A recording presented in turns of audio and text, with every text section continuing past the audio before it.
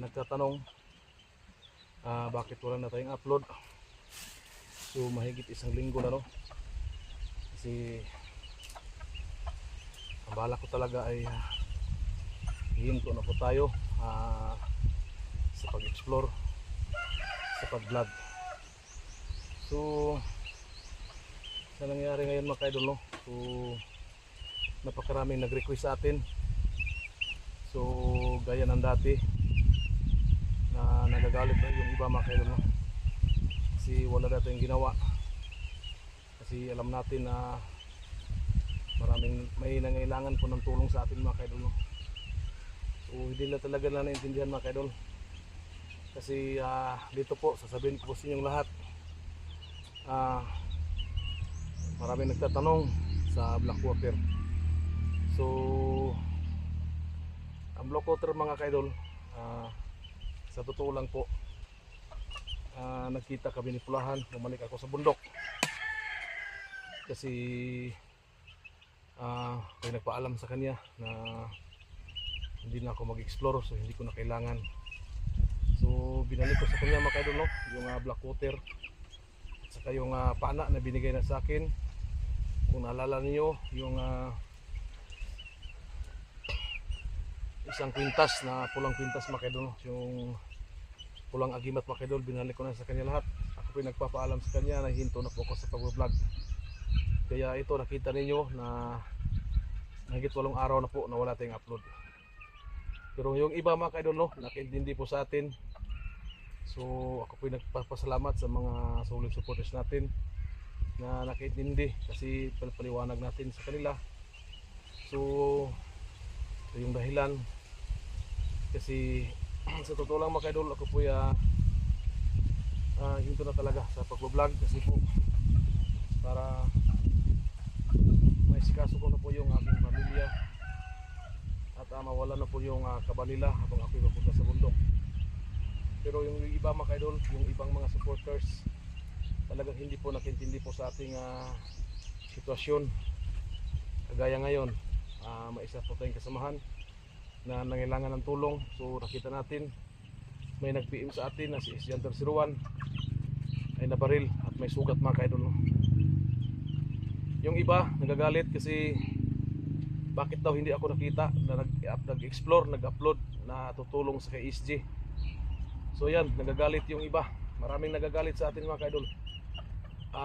Piliwaliwanag ko sa kanila yung totoo bakit hindi ako nakapag-upload, hindi ko nakapunta sa bundok. Kasi unang-una mga kaidol, napakalayo. Pangalawa, sinasabi ko na sa kanila na hihinto na ako sa pag-explore. So nagagalit sila mga kaidol. Bakit daw ngayon ako hihinto na nangailangan ng tulong si SG. So yan mga kaidol, nakita ninyo, naghinto na ako sa pag-upload. Hindi pa nangyari yan kay SG. Bago po ako nagpaalam sa mga supporters ko, sa mga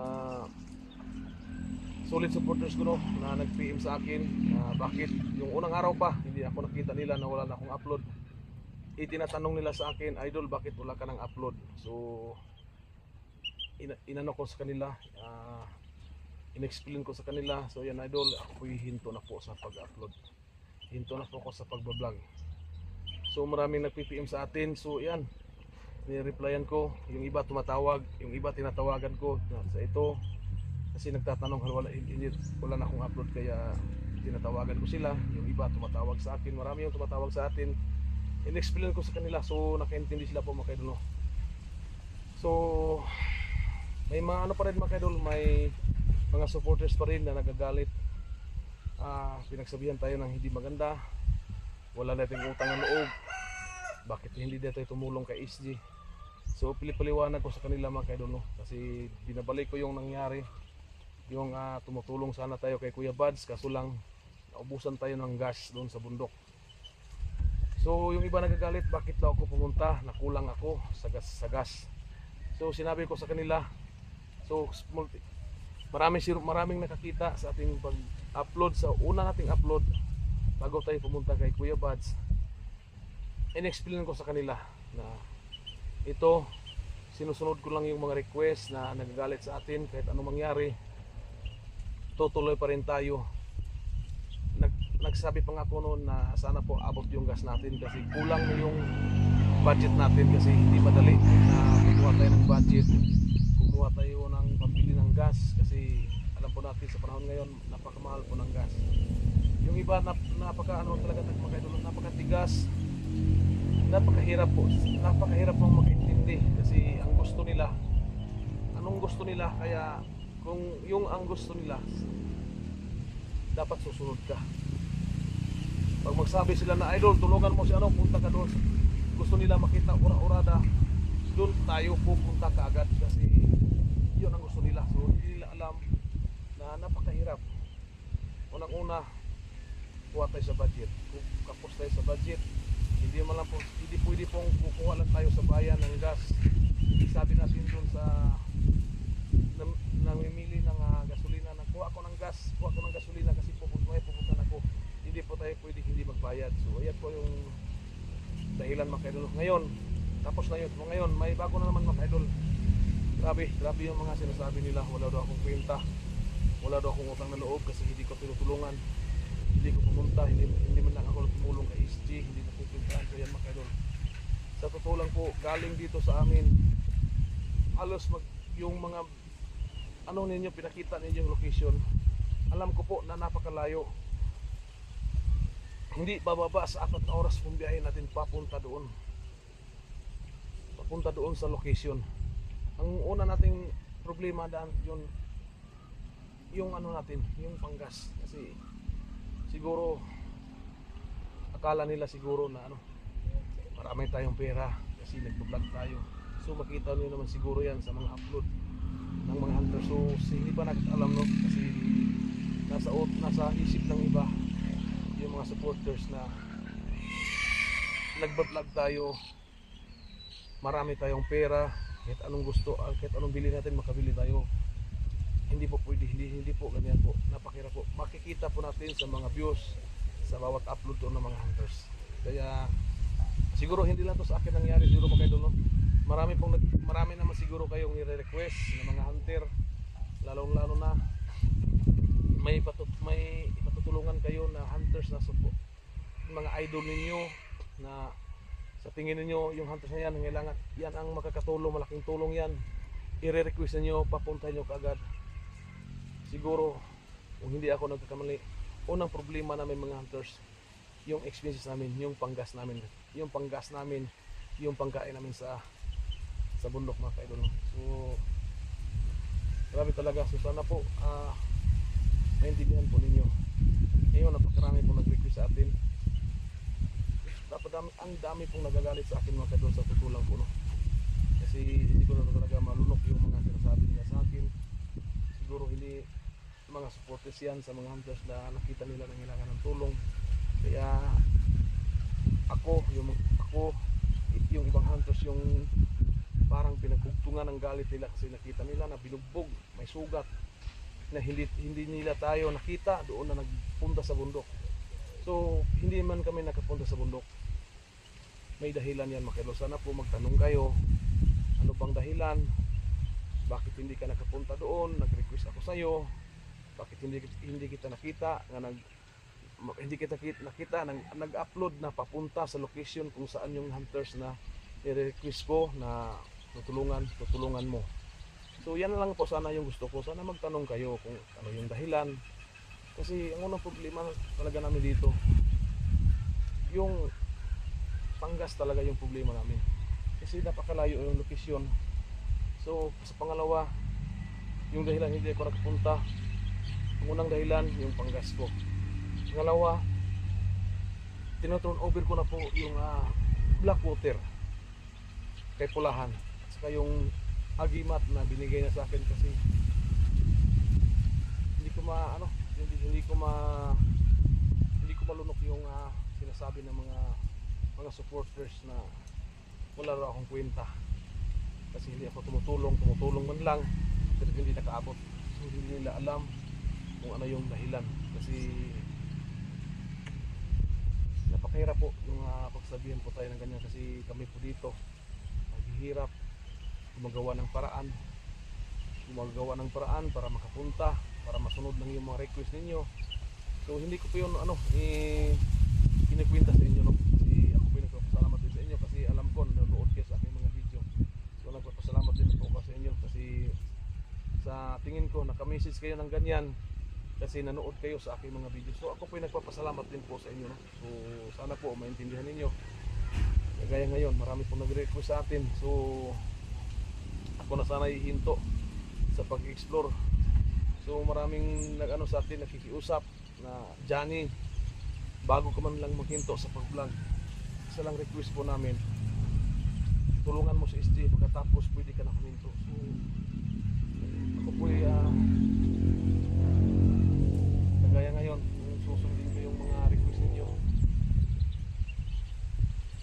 So alam niyo yung unang problema namin dito, hindi ako nagpaano sa inyo, hingi sa inyo ng panggas kasi obligasyon ko yan na makahanap ng panggas para na makapunta daw sa bundok kasi nakikinabang din ako sa pagpunta kasi may video ako na-upload ko sa aking YouTube. So hindi po ako nag-apano sa inyo, hindi po ako nagsabi ng walang yung panggas yung problema namin, hindi po ako nanghingi sa inyo, gagawa ako ng paraan. So kung mabigyan ko man yung mga hilingan yung nagagalit sa akin ay makapag-explore punta kay SG. So sana po ako po yung humihingi din sa inyo, ako po yung nakikiusap din sa inyo kung darating man din yung araw na may nangailangan, kung may i-request kayong hunter na tulungan si ganyan, tulungan si ano, sana po ay huwag niyo man sanang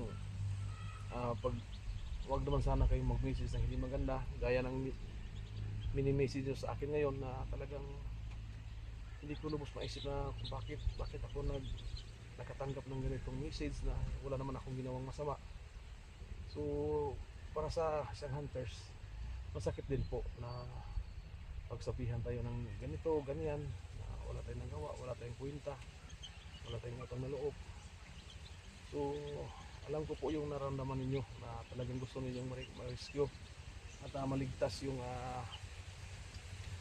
pinapatulungan ninyong hunters, pero sana po ang gusto ko lang po ay magkaintindihan po tayo. So both sides, sa aking side po, kung natagalan ako nakapunta, kung hindi ko nakapunta, sana po itatanong ninyo kung ano yung dahilan ng hindi kayo nakapunta. Request ako ng request sa'yo, hindi ka nakapunta, para po maipaabot ko po sa inyo yung side ko kung bakit hindi po ako nakapunta. So sana po maintindihan ninyo kasi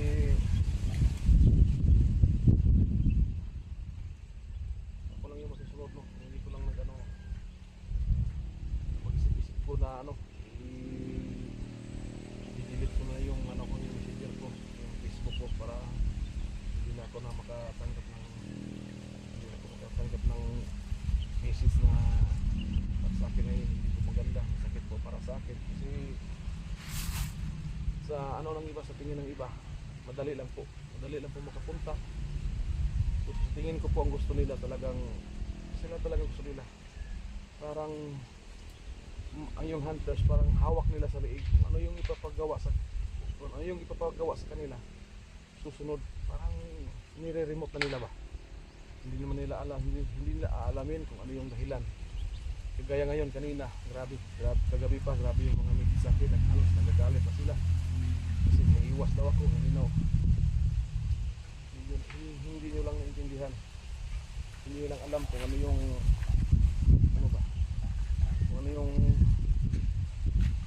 malaking dahilan kaya hindi kami nagpupunta. Alam po ninyo kung sa hindi ako nagano sa inyo, kunti na rin yung time, maliit na lang po yung time ko sa aking pamilya kasi doon na lang yung time ko sa pag-explore, pagtulong sa iba. Hindi nyo lang alam kung ano yung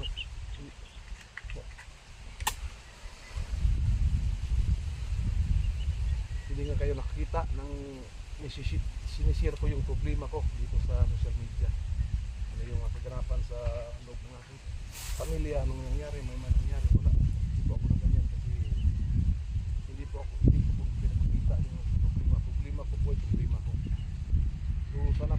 viewers lang, mga supporters natin, mga supporters sa ibang hunter, sana po maintindihan po ninyo yung sitwasyon namin kasi napakahirap po.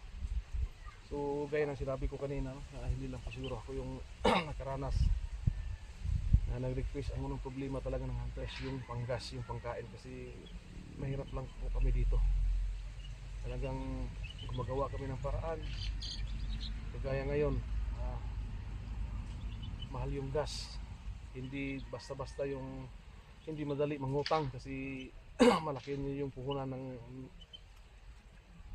nagtitinda ng ang gasolina, lalo na yung dito sa aming baryo na yung bote-bote, malaki din yung puhunan nila, kaya mahirap magkautang at wala kang time na kung kailan mo babayaran kung ilang araw ka sa bundok. So yan ang po ang hinaing ko, no? So kung may nasabi man ako sa inyo hindi maganda, so ako po yung hingi ng pasensya, no? Kasi nilabas ko lang talaga yung naramdaman ko, no? So ako talaga ay so gaya na sinabi ko kanina, hihinto na sana ako sa pag-vlog. So ngayon, grabing nagre-request sa atin. So siguro ito, i-upload ko itong video para makita ninyo kung may time man ako, kung may pagkakataon man ako makahanap ng panggas at pupunta ako sa bundok. At baka magtatanong naman yung iba, pupunta ako na wala akong dalang black water, wala akong dalang yung panang pulang pana, hindi ko dala. So baka yun naman yung gamitin nila na pagsumbat na pupunta ka dyan na wala kang dala, wala kang baril. So sa totoo lang po, wala na po akong baril kasi yung dati, yung una kong baril nasira na po kasi sa tagal kong ginamit ko yung baril. Dumating yung time na talagang na siya, hindi na talaga magamit kasi nasisira na talaga yung firing pin niya, wala na, talagang sira na po yung baril ko. So hindi basta-basta makabili ng gamit, no? So sana po kung may time man ako na makapunta, pag makita niyo po wala po akong dalang baril, wala po akong dalang black water, so ito alam niyo na wala na sa akin yung black water. Easy na, sa uli ko na talaga kasi ang bala ko talaga ako hihinto na. So sana po maintindihan ninyo. So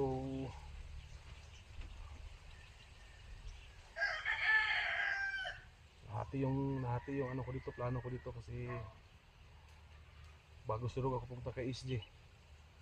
So magkapaalan ako ng muka, babalik siguro ako kay Pulahan para hingiin ulit yung mga gamit na binigay na sa akin kung papayag siya.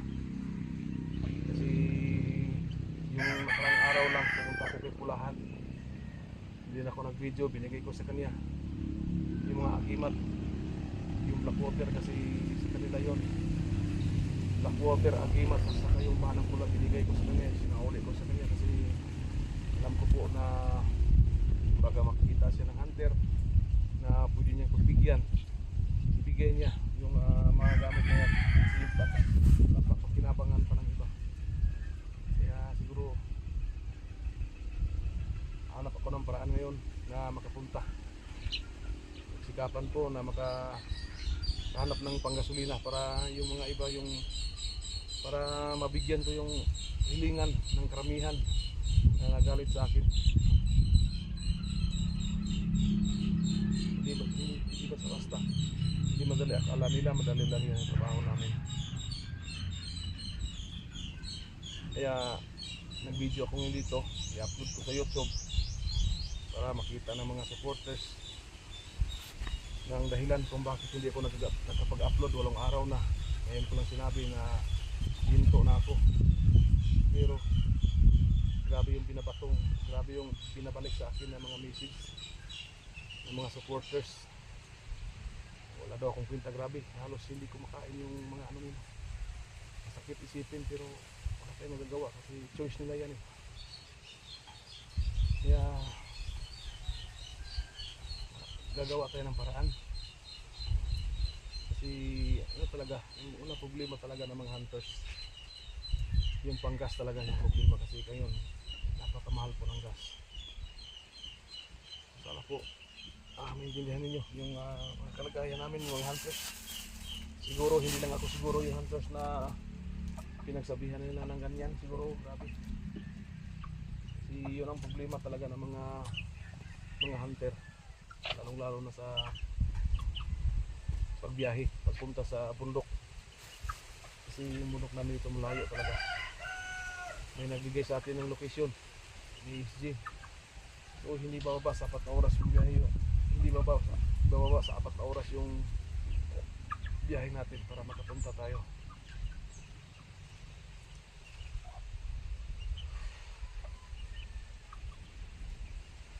Kaya ngayon, ang mga alaga ko maiiwan na naman. Hanap naman tayo ng tao dito na pwedeng magpakain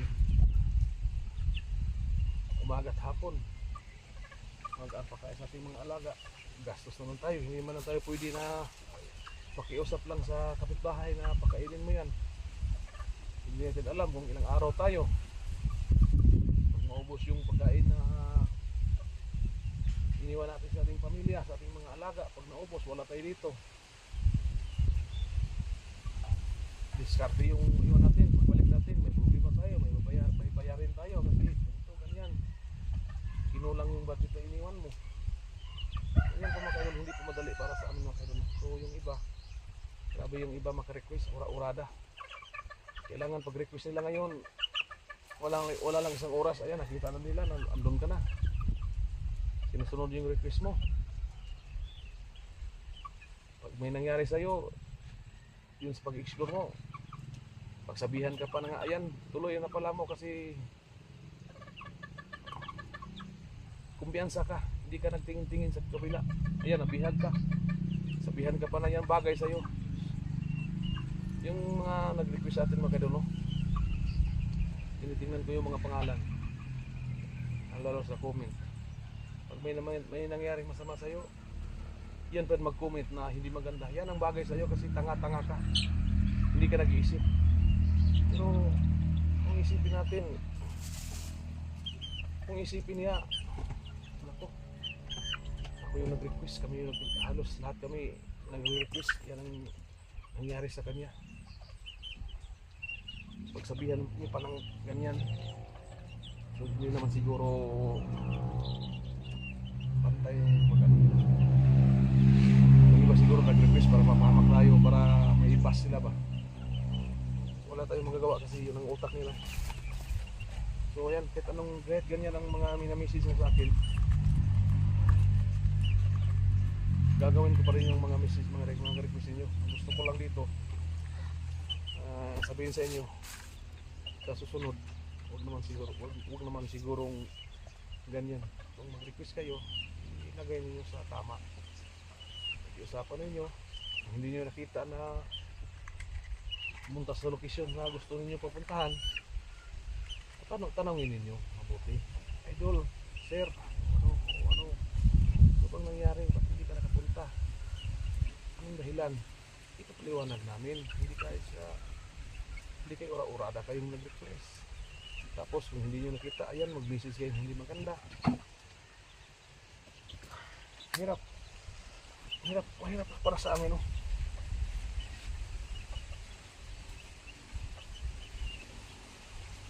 Buti lang, nakatingin lang kayo. Kami yung pumunta sa bundok. Hindi lang yung mga bandido yung pwede makalaban namin, lalong-lalo na ngayon sa panahon ngayon, napakainit. Nagsilabasan na yung mga ahas. Siguro hindi natin nakita natin sa mga social media yung mga king cobra nagsilabasan na kasi napakainit ang panahon. Hindi lang po yung bandido yung ano namin, yung tinitingnan namin pag andun kami sa bundok. Marami kami iniiwasan. Marami kami pwedeng masalubong na panganib. Hindi lang sa mga bandido, kundi lalo na sa mga ahas. Kasi yung nakita naman siguro ninyo, yung pinupuntahan namin, sinusuot namin, sukal na area, mabato, madamo, maraming kahoy, maraming butas. So, sana po, hindi naman sanang ano ko sa inyo. Gusto ko lang po ay kahit minsan lang po maintindihan naman ninyo yung mga sitwasyon namin. Huwag kayong mag-alala. Yung mga request ninyo, gagawin ko yun kasi para masayahan kayo.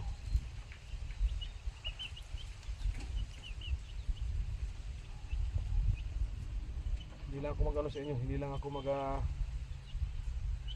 magbibigay sa inyo ng time na baka mamayang hapon o bukas. Pakita ko po sa inyo na pupunta tayo kay SD.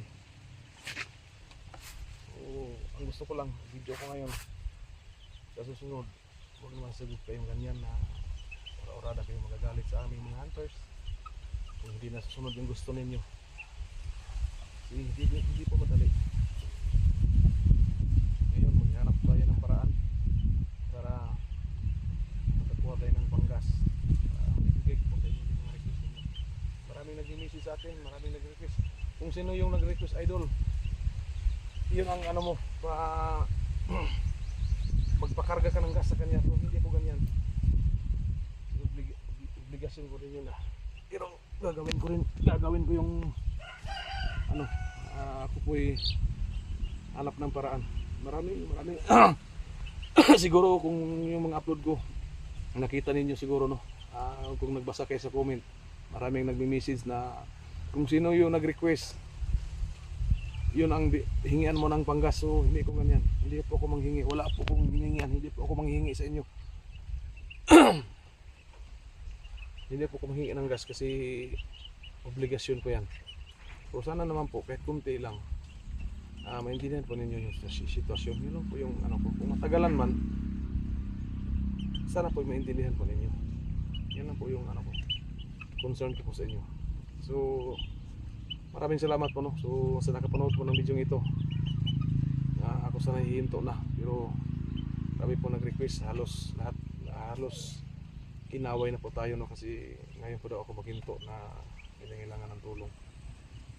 So ako po hindi po ako magpagsabi sa inyo na makapunta po ako, hindi po ako magsabi na hindi ko pupunta. So ako po hanap ng paraan kasi alam niyo naman ninyo yung problema ko, yung problema po ng hunters about sa sa paglakbay, no, sa pagpunta kasi malayo po. So yun na po, thank you po, sana po maintindihan po ninyo.